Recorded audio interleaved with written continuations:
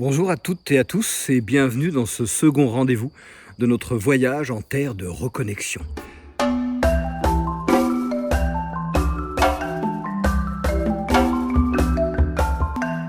Alors aujourd'hui j'ai un grand plaisir, une forme de fierté, de vous présenter un personnage qui s'appelait Rentil Cruz Patiño.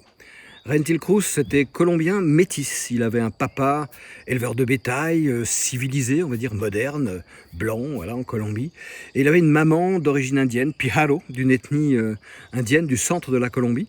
Et donc quand il est né, il portait déjà en lui cette double appartenance, cette double identité et cette obligation d'engager un dialogue intérieur entre son identité moderne, portée par son père, et son identité traditionnelle et indienne, portée par sa maman. Voilà, Rentil est né dans le Tolima, une région du centre de la Colombie. Il a grandi dans une période compliquée de guerre civile en Colombie. Il a vu des choses compliquées. Et puis un jour, son père lui a dit « Mon fils, tu seras vétérinaire ». Rentil n'avait pas beaucoup d'idées sur son futur. Son père avait du bétail, de l'élevage. Il avait besoin qu'un de ses fils prenne la main sur la santé de ses animaux. Donc il lui a dit « Tu seras vétérinaire ». Bref, Rentil a fait des études, il est devenu vétérinaire, un des plus brillants de sa promotion. Puis il est revenu dans la ferme faire ce que son père lui avait dit. Et un jour, en feuilletant la presse, il tombe sur une annonce du ministère des Affaires indiennes. En Colombie, il y a à peu près 1 million d'Indiens, 88 ethnies différentes. Donc il y a eu un ministère des Affaires indiennes. Et ce ministère, par voie de presse, annonçait un concours dans lequel il disait qu'il allait passer un concours pour recruter des fonctionnaires des affaires indiennes, un peu comme Lucky Luke et Blueberry, des fonctionnaires des affaires indiennes. Pourquoi il a répondu à cette annonce? Pourquoi il s'est présenté à ce concours? Sans doute un peu par défi, aussi peut-être parce que ça réveillait quelque part sa mémoire, les Indiens, sa filiation maternelle ou sa grand-mère, je ne sais pas. Bref, il se présente à ce concours sans trop faire attention, puis un jour il reçoit un courrier.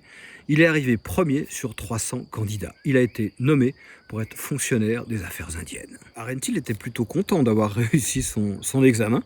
Il est rentré chez lui, il a annoncé la nouvelle à son père qui lui a dit « Ah, ça va pas aller, de deux choses l'une, ou tu restes comme vétérinaire dans la ferme, tu t'occupes du bétail et tout va bien, ou tu suis tes indios, là tu vas être nommé je ne sais pas où, et à ce moment-là tu quittes la ferme, tu quittes la famille, on ne se reverra plus jamais. » Le monde indien, les indios, c'est un peu une insulte, c'est péjoratif. Donc son père ne pouvait pas imaginer que son fils allait travailler dans cet univers-là.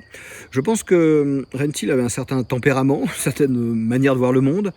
Et donc il a dit à son père, bah, écoute, je m'en vais. Il a quitté son père, il a pris son baluchon et il a été travailler pendant 20 ans auprès des communautés indiennes, d'abord en Amazonie, les Witoto et les Andokes, et ensuite auprès des Kogi.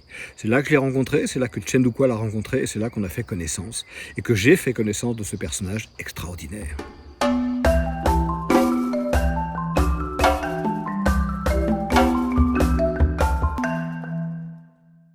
Rentil avait un rêve qu'il nous avait partagé, un rêve que j'avais pris soin de noter, que je vais vous lire pour ne pas déformer ce propos. Mon rêve serait que les non-indiens, les civilisés comme ils s'appellent eux-mêmes, arrivent à comprendre un peu les Indiens. Cela nécessitera beaucoup de dialogue. Je ne sais pas quand cela arrivera, mais je pense qu'un jour le non-indien devra apprendre à penser la nature. En fait, à se penser lui, à ce qu'il est. Les Indiens peuvent encore nous enseigner cette réalité. Ils n'ont pas oublié qu'ils font partie de la nature. Échanger, apprendre les uns des autres. Si on apprend à connaître un peu la nature, à la respecter, alors on peut apprendre à se respecter soi-même. Pour cela, il faut être patient et respecter le temps. Si ce rêve se réalise, je pourrai mourir en paix.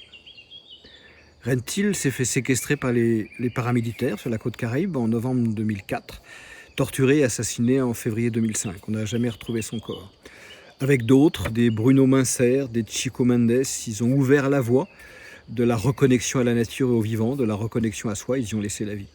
Je voulais vous parler de ce personnage aujourd'hui, de cette voie qu'il m'a ouvert, cet enseignement aussi qu'il m'a apporté, parce que je trouve qu'il fait partie de ces personnages assez rares qu'on rencontre sur une existence, inspirants, accompagnateurs de la vie. Il m'a appris à rencontrer les Kogis, ce qui était déjà un premier enseignement. Il m'a appris à faire le silence et la tranquillité intérieure, ce qui est indispensable pour se mettre à l'écoute de l'extérieur et des autres. Il m'a appris à avancer sereinement sur son chemin. Il avait un or intérieur, un cap dont il ne déviait pas, axé autour de quelques valeurs fortes, l'écoute, le partage, la solidarité, le respect. Peut-être que c'était son histoire, son origine de métis qui l'amenait à être très très sensible au respect. Il était capable de rire de la vie et en même temps d'être très sérieux et très engagé. On dit souvent qu'un homme meurt 2 fois, ou un humain meurt 2 fois. une fois quand il meurt physiquement, et une fois quand on l'oublie. Donc j'avais envie de vous partager dans ce premier rendez-vous un témoignage de ce personnage, Rentil Cruz, un ambassadeur de la vie. C'est la fin de notre deuxième rendez-vous, j'espère qu'on se retrouvera pour le troisième rendez-vous la semaine prochaine. Et si vous avez des témoignages ou des personnages que vous-même avez rencontrés, qui avaient une très belle connexion intérieure, qui vous ont inspiré, n'hésitez pas à nous en faire part, à nous partager vos histoires. À bientôt pour le troisième rendez-vous. Au revoir.